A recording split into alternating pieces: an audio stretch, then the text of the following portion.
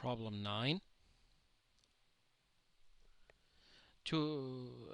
Comic strip hero Superman meets an asteroid in outer space and hurls it at 800 meters per second as fast as a bullet.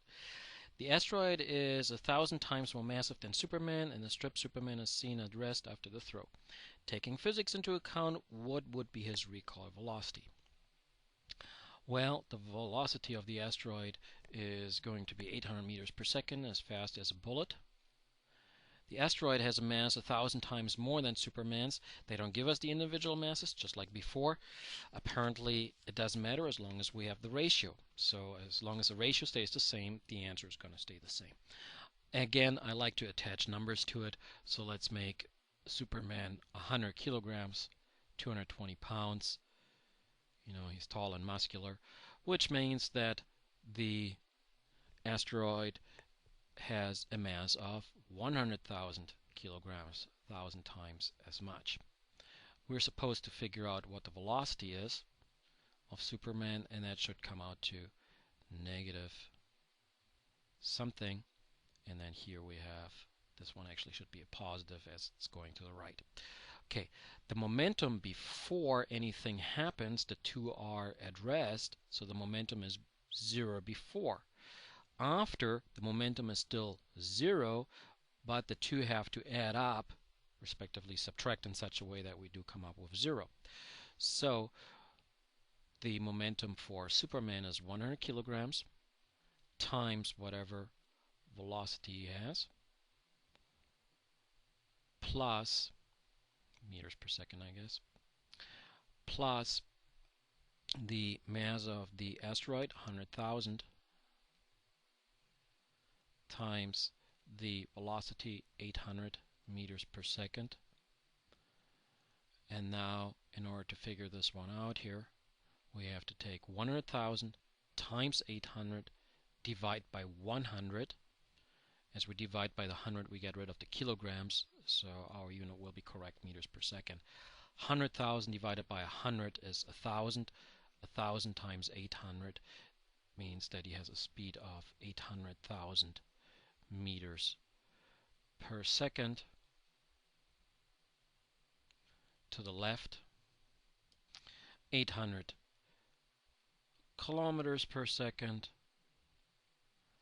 500 miles per hour. I guess I forgot that. No, 500 miles per second. I forgot that negative. And then in the neighborhood of 1.8 million miles per hour. So if Superman had to obey the laws of physics, as we all do, we all have to obey the laws of physics, we have no choice, then he would have a recoil velocity of 1.8 million miles per hour.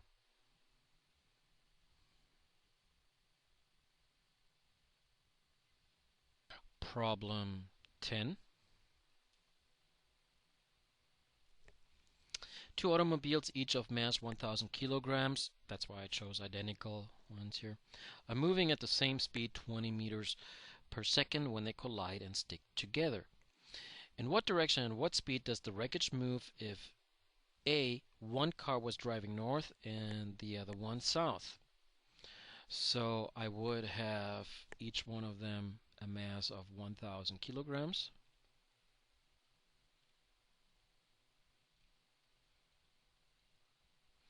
And then this one is traveling north at 20 meters per second. And this one is driving south at negative 20 meters per second. And when I look at the momentum, it would be 1,000 kilograms. I think we can already see what's going to happen, that they won't move after the wreck, plus 1,000 kilograms times negative 20 meters per second, so 20,000 minus 20,000 is 0, the 0 indicating that the momentum of the two together is 0 before the collision and after the collision. Of course, before the collision, either one of them is moving, but their two momenta are canceling each other, giving us the 0 that we see after the collision as well. So they're not moving at all after the collision.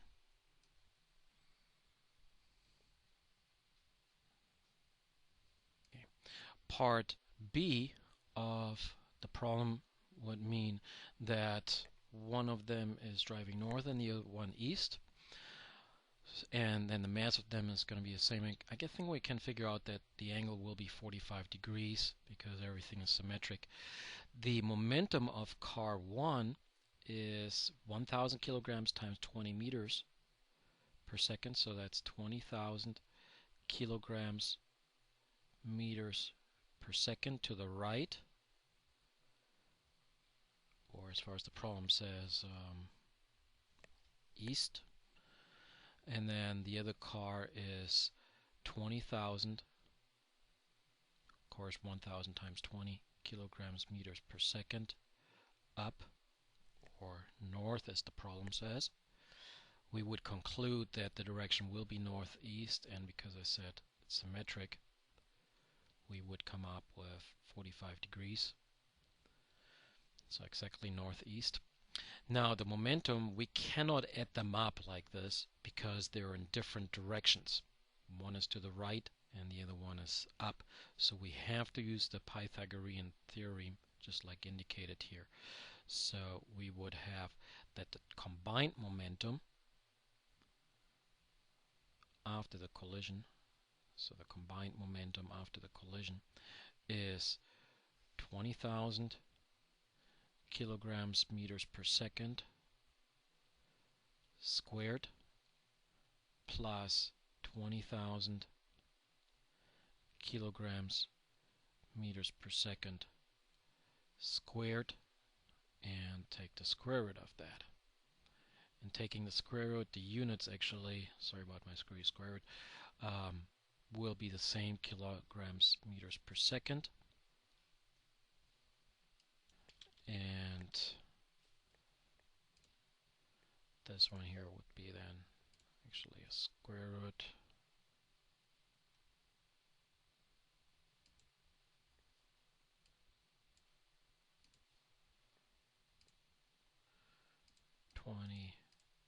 $20,000 squared plus 20,000 squared. Enter. 28,000.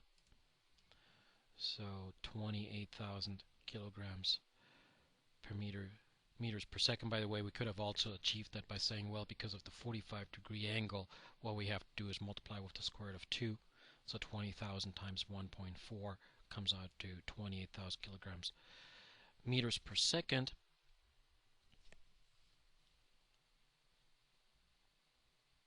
And now the wreck has, the two cars stuck together, has a mass of 1,000 kilograms.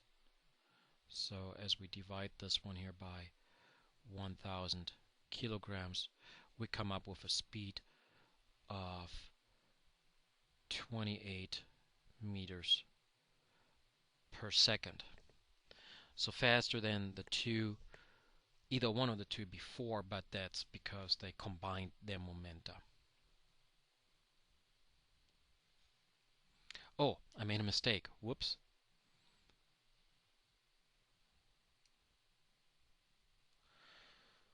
So here we would have to divide by the mass of the two stuck together, which is now 2,000 kilograms, and we come up with a velocity